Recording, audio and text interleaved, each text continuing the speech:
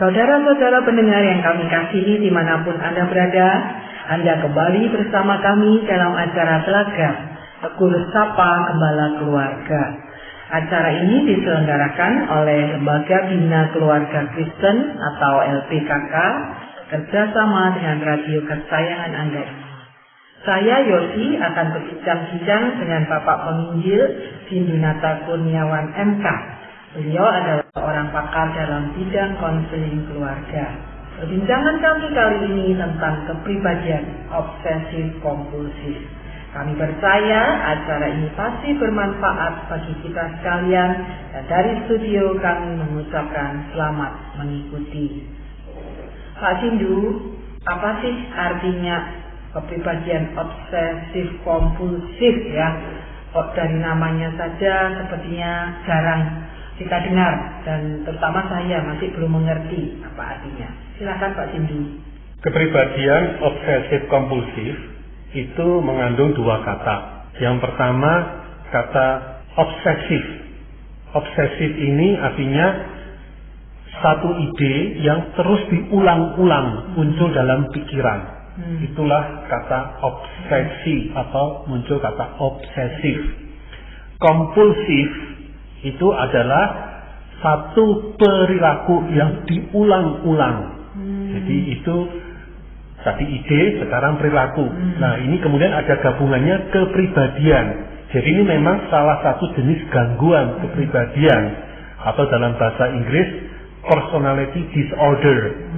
Jadi ini berbeda Bu Yosi dengan ada istilah OCD, obsessive compulsive disorder, gangguan obsesi kompulsi. Ini berbeda. Kalau ini adalah gangguan kepribadian. Ya, mengenai gangguan kepribadian obsesif kompulsif ini ditandai adanya pola keterpakuan, pola keterpusatan pada urutan kesempurnaan serta kontrol mental, kontrol pikiran, kontrol jiwa, dan kontrol relasi antar pribadi, ya, relasi dalam berhubungan sosial yang bersifat menetap. Pada saat sesungguhnya diperlukan fleksibilitas, diperlukan keterbukaan dan efisiensi.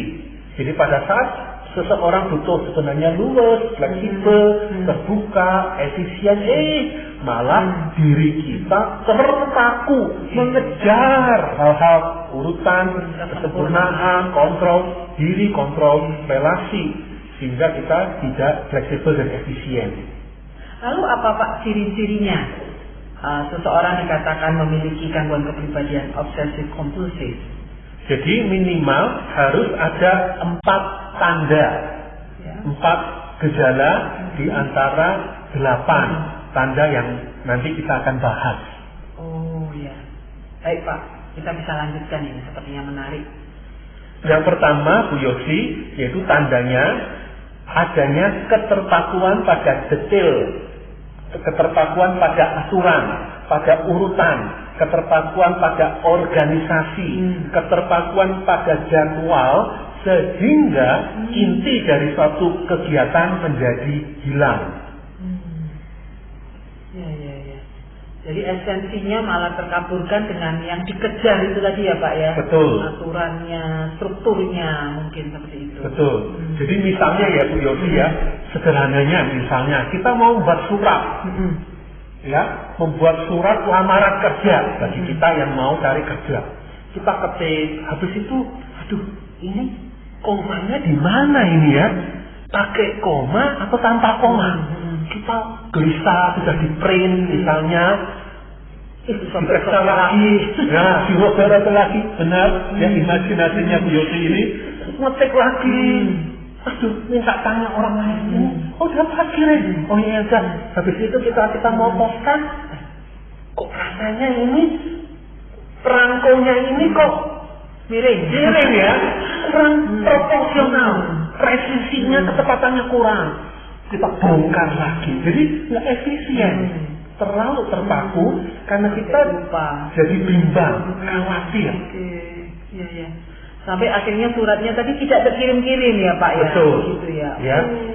Misalnya juga dalam bentuk yang lain, bersih-bersih rumah. Bersih-bersih rumah kita sudah disapu, dipel. Kok rasanya masih kurang ya? Apa ya? Tambah ini, tambah itu. Sehingga bersih rumah yang mungkin cukup 1 jam bisa jadi 3-5 jam. Ya. Ada, oke. Ya. Mengapa Pak orang bisa terpaku pada hal-hal detail yang sebetulnya penting sih, tapi bukan esensi sebetulnya? Iya, ini memang satu ironi ya. Kalau saya menduga ini memang terjadi satu kondisi, salah satunya keterbiasaan dari kecil. Yaitu adalah misalnya dia memang punya kecenderungan itu dari kecil misalnya, tapi dibiarkan tanpa disadari oleh orang-orang terdekatnya, orang tuanya. Oh, pikir nggak apa-apa, anaknya rapi, super bersih, atau anaknya teratur, misalnya atur buku, benar-benar diurut tingginya buku dari yang tinggi sampai yang rendah. Kemudian sampai ketika orang lain ambil buku, marah, dia tahu, marah. Jadi kembalikan, ini mana sih? Jadi ini enggak harmonis, enggak seimbang, ini enggak proporsional, marah-marah. Nah, orang tua mungkin membiarkan, bisa jadi begitu. Akhirnya atau mungkin sebenarnya dipuji-puji, rapi ya, kinclong sepatunya, dandanannya, penampilan tasnya dan berbagai hal. Akhirnya kebablasan, menyuburkan pola itu ya Pak. Sisi yang lain bisa jadi Bu Yosi berangkat dari kekosongan jiwa, kurang pengakuan yang positif, kurang kasih sayang yang dalam bahasa yang bisa dimengerti anak lewat kehadiran, lewat sentuhan yang sehat, ya. Akhirnya dia dalam kekosongan itu menikmati sesuatu yang kecil, teliti, dan kecil lagi ternyata kok dipuji. Ya. Nah, dari sana dia mendapatkan satu jalan masuk, aku dihargai, dan itu akan diulangi. Bisa seperti itu Bu Yosi. Memang yang kebablasan Bu Yosi ya, bisa jadi misalnya dalam bentuk tadi keterpakuan itu tadi, orangnya jadi sangat birokratis. Jadi misalnya harus seperti ini, nggak bisa kamu melompati prosedur. Ini kan situasi tidak bisa, sudah ditulis di buku aturan, jadi hurufiah. Jadi dia begitu kaku sehingga kurang fleksibel. Terlalu saklek juga bahaya ya Pak ya ternyata ya. Betul. Oke, kalau berikutnya Pak, atau gejala yang berikutnya? Sangat mengejar kesempurnaan hingga mempengaruhi penyelesaian tugas. Maksudnya seperti apa ya Pak? Jadi begini, mengenai hal pekerjaan ini Bu Yosi, ada perbedaan ya antara seorang pekerja keras yang sehat dengan seorang yang pribadinya obsesif kompulsif. Jadi seorang pekerja keras yang sehat, dia memang punya standar tinggi dan dia punya upaya untuk menyelesaikan pekerjaan dengan benar. Tapi orang dengan kecenderungan yang kepribadian obsesif kompulsif sesungguhnya menjadikan dirinya tidak produktif. Upaya untuk meraih kesempurnaan itu terlalu kuat, terlalu berlebihan, sehingga dia punya harapan-harapan yang tidak realistis dan terus berupaya menghindari kesalahan sampai dia akhirnya mungkin tidak menyelesaikan pekerjaan itu. Betul. Jadi ini yang membedakan dengan orang yang hard worker itu ininya ya, terlalu berlebihannya ya Pak ya. Iya, betul. Jadi seorang pekerja keras yang sehat, dia tetap punya standar yang tinggi, tapi dia bisa melihat secara praktis mana yang dia perlu dahulukan, mana yang memang perlu dikejar, mana yang mungkin ini dilepas. Tidak apa-apa. Supaya yang poinnya tetap bisa selesai. Betul. Sedangkan orang obsesif kompulsif mengejar yang kecil-kecil, akhirnya yang besar tidak terselesaikan. Betul. Seperti itu ya Pak. Betul. Nah ini memang berangkat Bu Yosi dari kembali isu rasa tidak berharga. Dia terlalu sensitif dengan nanti apa-apa orang. Nanti kalau aku ditolak gimana? Kalau aku dicacat gimana? Maka dia akhirnya berlebihan dan kehilangan proporsinya. Ya, proporsi yang yang tepat. seharusnya. Oke, ya. Baik Pak, saya mulai mengerti nih Pak. Menarik. Silakan dilanjutkan Pak, poin-poin berikutnya. Yang ketiga, tanda yang ketiga, adanya kesetiaan berlebih pada pekerjaan, pada produktivitas hingga menghilangkan kegiatan bersenang-senang, kegiatan relaksasi, kegiatan pertemanan yang bukan disebabkan karena keterbatasan ekonomi. Oh iya. Jadi terlalu fokus mengejar tadi ya Pak, yang mungkin kerjaan, sehingga kalau rileks ada rasa bersalah dan sebagainya. Apakah seperti itu Pak? Iya, jadi ada kondisi workaholic, gila kerja. Jadi orang yang workaholic atau gila kerja sangat mungkin punya sisi kepribadian obsesif kompulsif. Kerja, nggak kerja itu gelisah. Ayo libur ini loh sudah tiket. Ya sudah terpaksa. Tapi dia akan bawa laptopnya, dia akan bawa bukunya, nggak bawa apa-apa pun, ditahan oleh istrinya atau oleh suaminya, oleh temannya. Tapi nanti dia akan keluarkan kertas, dia akan catat ini daftar kerjaan yang aku kerjakan. Dia mungkin sibuk dengan handphonenya, dengan komputer tabletnya, membalas ini gimana sih segera. Jadi di tempat libur pun, di tempat mungkin di dalam gereja lagi ibadah pun, lagi retreat 3 hari 2 malam menarik diri dari kesibukan, tetap aja sibuk dia bawa. Nah inilah kepribadian obsesif kompulsif. Dan akhirnya mempengaruhi juga teman-temannya, apalagi bawahannya kalau dia menjadi atasan. Akhirnya atasan bawahannya pun jadi rasa bersalah.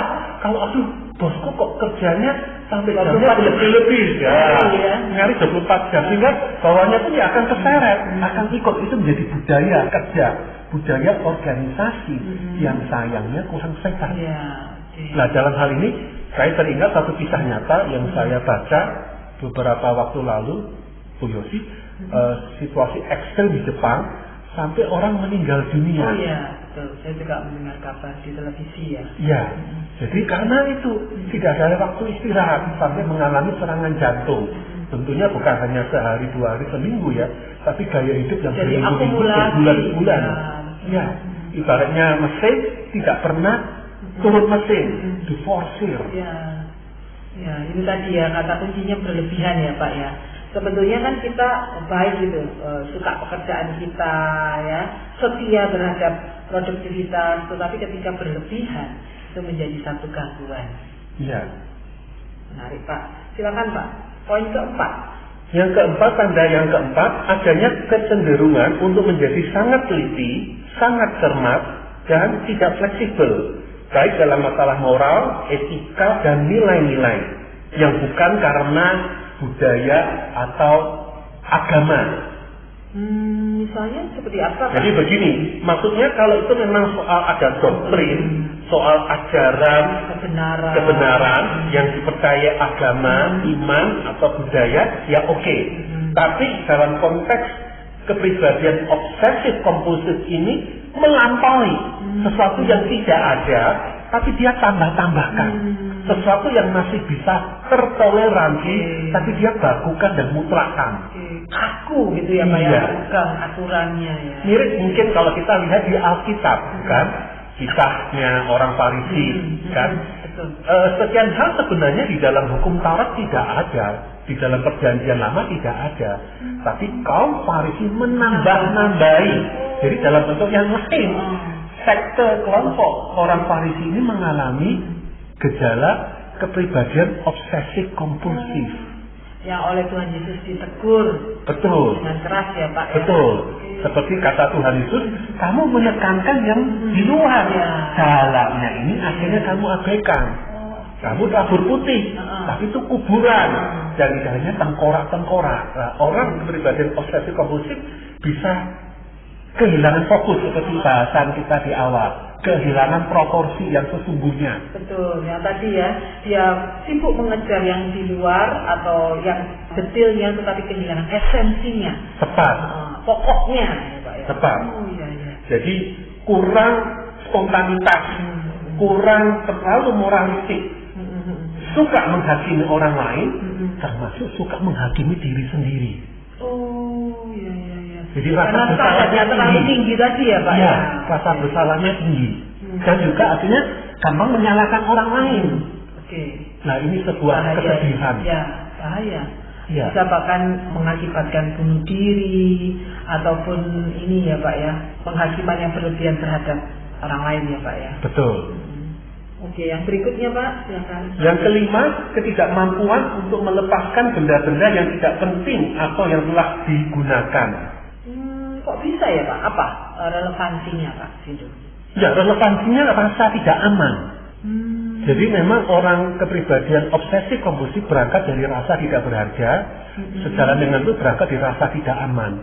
Sehingga dia butuh sesuatu yang konkret untuk dia pegang, untuk memberi rasa aman secara batiniah.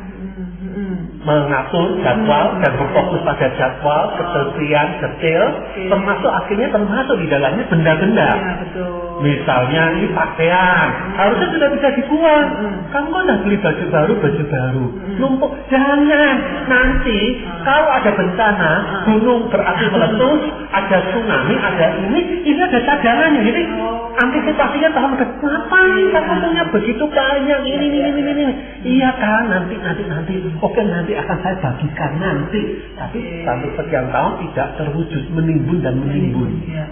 Karena intinya itu rasa berharga dan rasa aman itu tadi ya, Pak. Iya. Termasuk soal uang. Iya. Harta. Termasuk dalam hal ini kepribadian obsesif kompulsif bisa jadi, ini kolektor. Tapi kolektor itu lain. Namanya kolektor itu punya daya estetika, seni, punya sebuah nilai positif, tapi menimbul dalam pengertian orang kepribadian obsesif kompulsif, daya seninya sesungguhnya tidak ada. Ya, barang yang sudah tidak digunakan lagi sebetulnya. Iya. Okay. Jadi ini beda ya dengan arti kata kolektor. Oke. Ya, paham, Pak. Benar-benar ini ya, Pak ya, ternyata obsesif kompulsif ini bisa berbahaya ya. Yang keenam, Pak. Yang ini menolak untuk mendelegasikan tugas kepada orang lain, terkecuali jika mereka setuju untuk melakukan suatu hal dengan cara tertentu. Jadi pendelegasian itu harus sangat detail dan buruk ya, benar-benar tepat sesuai kontrol dirinya yang punya kepribadian obsesif kompulsif. Jadi makanya susah, dia tuh, ini ada sekretaris, ini ada asisten, ini ada anggota pokja, kelompok kerja. Tapi benar-benar dia akan kontrol. Begitu tidak sesuai, marah, panik mungkin, langsung mengambil alih, mengganti sesuai apa yang menurut dia ini yang paling tepat. Jadi koma, huruf harus tepat. Iya, titik, tanda seru, tanda tanya, garisnya harus tepat sebagaimana dia membayangkan. Kalau selanjutnya, Pak? Yang ketujuh, kikir terhadap diri sendiri dan orang lain. Ini sama mirip dengan yang kelima tadi ya, Pak ya, yang suka menimbun, bahkan menimbun uang itu tadi ya, Pak ya. Akibatnya kikir dia terhadap diri dan orang lain. Ya, kalau tadi 5 memang mungkin saya melompat ke poin ke-7. Yang kelima itu tekanannya ketidakmampuan melepas benda-benda yang tidak penting atau benda-benda yang sudah pernah digunakan. Kalau ini kaitannya dengan memang penggunaan uang ya. Berkaitan sih, Pak ya, memang. Ya. Ya. Jadi akhirnya memang hemat. Makanya batasnya antara hemat dan kikir. Hemat artinya saya memang memakai sesuai kebutuhan. Kalau bisa lebih murah, lebih ekonomis, kenapa tidak? Tapi saya tetap fungsional. Artinya aku makan tetap makan. Makanan yang saya bergizi tetap. Bukan berarti menurunkan. Yang kikir ini ada uang, tapi turunkan sampai mengganggu kesehatannya. Termasuk artinya pun tidak bermurah hati pada orang lain. Ya. Yang terakhir, Pak, yang ke-8. Tanda yang ke-8, kaku dan keras kepala. Jadi mengembangkan orang yang kepribadian obsesif kompulsif ini rutinitas harian yang sangat kaku, sangat sistematis, yang harus dijalani dengan tepat. Mungkin itu mencakup olahraga, jam saat teduh merenungkan firman Tuhan, rutinitas keluarga, sampai pada model kepemimpinannya kalau dia menjadi seorang pemimpin dalam sebuah organisasi. Jadi harus seperti ini. Tidak ada nyaris toleransi, fleksibilitas. Langsung akan mengganggu ininya ya, emosinya ya Pak ya. Betul, bisa jadi marah atau kalau dia nggak bisa mengekspresikan kemarahan yang meledak-ledak, dia akan menekan tapi depresif, kemarahan yang ditelan. Oke, ternyata sangat menarik Pak. Nah, yang terlintas di benak saya adalah latar belakangnya Pak ya. Orang bisa terbentuk kepribadian yang seperti ini, deteksi masa kecilnya seperti apa? Iya, jadi memang dari yang tadi saya ungkapkan di awal, ada kekosongan diri yang tidak diisi tangki kasih sayang dan tuntutan positif dari ayah ibu kandungnya, sehingga dia akhirnya mengalami ternyata ketika dia melakukan satu dua hal kok dipuji, rapi, berprestasi, atau dia berhasil melakukan sesuatu lah, akhirnya itu jadikan tanpa sadar sebuah pola yang terus diulangi, diobsesikan, diulang-ulang, wah ide ini, dan berlaku itu diulang-ulang, kompulsif. Untuk memenuhi tangki yang kosong tadi ya Pak. Betul. Ya. Sebetulnya walaupun saya lihat kasihan ya Pak ya, orang yang seperti ini ya. Dia seperti menanggung beban yang lebih berat dari yang seharusnya ia tanggung. Betul. Lalu bagaimana Pak cara mengatasinya? Atau ketika kita bisa melihat rekan kita, teman kita, bagaimana kita bisa membantu? Yang pertama, Bu Yosi, saya melihat isu utamanya bagaimana dirinya sedia mengakui bahwa ya saya memang orang yang punya kepribadian obsesif kompulsif. Dari sana kemudian kita bersedia untuk mencari dan menerima pertolongan. Yaitu ada isu-isu rasa tidak aman, rasa-rasa diri yang tidak berharga. Nah, bagaimana kita dibantu lewat konselor atau rekan yang memahami cara-cara yang tepat membongkar sampah-sampah rasa tidak berharga, sampah-sampah rasa kesepian, rasa tidak dicintai. Kita membawa ke permukaan sampah-sampah jiwa kita ini, berduka, mungkin juga menangisi satu duka yang tertunda. Nah, dengan begitu kita menguatkan sampah-sampah jiwa, dan kita mengambil langkah iman, memaafkan, mengampuni orang-orang yang bersalah, yang mungkin tidak menyadari kesalahan tapi ternyata memang mengakibatkan luka. Ya, mungkin orang tua kita atau anggota keluarga yang lain. Dan kemudian bagaimana kita mengundang Kristus untuk mengganti yang hilang itu, mengganti rasa keberhargaan, rasa aman kita, bukan lagi pada cara-cara itu ya.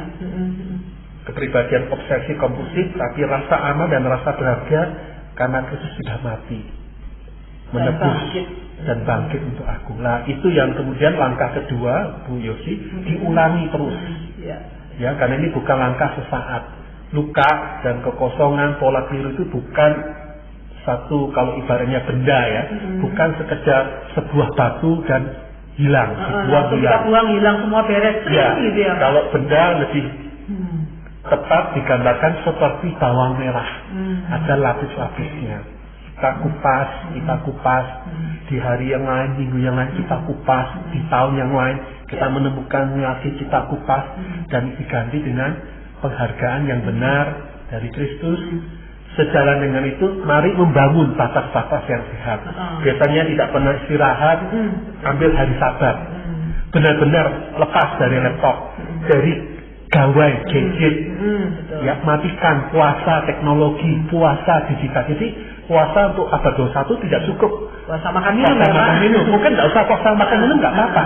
Karena isu kita bukan itu lagi, ya, Pak. Tapi pada teknologi, dunia digital, puasa, menikmati bahwa aku bisa bahagia dengan Tuhan. Manusia hidup bukan hanya dari teknologi saja, ya. Tapi manusia hidup dalam relasi yang hidup dengan Tuhan dan dengan tubuh Kristus. Ya, Pak. Pak, terima kasih Pak.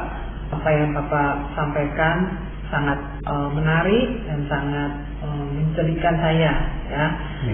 Bagaimana boleh diri saya sendiri dan membantu orang lain. Dan kalau boleh saya tambahkan, Bu Yosi, bagaimana kemudian kita yang mungkin punya kepribadian obsesif kompulsif itu belajar untuk menerima ketidaksempurnaan. Itu kan satu isu utama. Itu ya. Misalnya kita naik kendaraan, kok macet arah balik? Ini gimana Tuhan? Bukankah aku sudah berdoa, aku sudah melakukan ini dan itu, aku juga sudah sedang pergi ke tempat pelayanan, ke gereja atau mau menolong orang lain, memberitakan kemuliaan Tuhan. Tuhan kenapa? Itu mari kita menerima bahwa Tuhan mengizinkan bahwa itu terjadi. Kita berdamai, malah kita berdoa, Tuhan berkati kiranya kanan kiri depan belakang saya di tengah kemacetan ini supaya mereka menerima damai sejahtera Tuhan. Jadi terbuka terhadap ketidaksempurnaan ya Pak. Ya, kalau bahasa Indonesia God in control. Tuhan yang pegang kendali. Orang kepribadian obsesif kompulsif, salah satu isu adalah isu kuasa, kendali, kontrol. Itu harus pada hati, enggak lepaskan. Percayakan diri pada Tuhan. Yang terakhir Pak, apakah ada kebenaran firman Tuhan yang boleh menjadi acuan buat kita semua? Saya kutip dari Mazmur pasal 37 ayat 3. Percayalah kepada Tuhan dan lakukanlah yang baik. Diamlah di negeri dan berlakulah setia. Firman Tuhan ini mengingatkan fondasi bangunan utama, rasa berharga, rasa aman kita, bahwa kita mempercayai Tuhan sepenuhnya, bukan mempercayai pada kontrol diri kita. Dan tugas kita lakukan yang baik, lakukan dengan setia kebaikan itu. Selebihnya serahkan kepada Tuhan yang pegang kendali. Maka kita akan menjadi diri yang sehat, terbebaskan dari kemungkinan menjadi orang yang memiliki kepribadian obsesif kompulsif. Amin. Terima kasih banyak Pak Sindu untuk perbincangan kita hari ini. Tuhan memberkati. Para pendengar sekalian, terima kasih Anda telah mengikuti perbincangan kami dengan Bapak Penginjil Sindunata Kurniawan MK dalam acara Telaga Tegur Sapa Gembala Keluarga. Kami baru saja berbincang-bincang tentang tema yang menarik, kepribadian obsesif kompulsif. Bagi Anda yang berminat untuk mengetahui lebih lanjut mengenai acara ini, silahkan menghubungi kami lewat surat. Anda dapat mengalamatkan surat Anda ke Lembaga Bina Keluarga Kristen LBKK, Jalan Cimanuk nomor 56 Malang. Atau Anda dapat mengirimkan email ke telaga@telaga.org. Kami juga mengundang Anda mengunjungi situs kami di www.telaga.org. Saran-saran, pertanyaan, serta tanggapan Anda sangat kami nantikan. Akhirnya dari studio kami mengucapkan terima kasih atas perhatian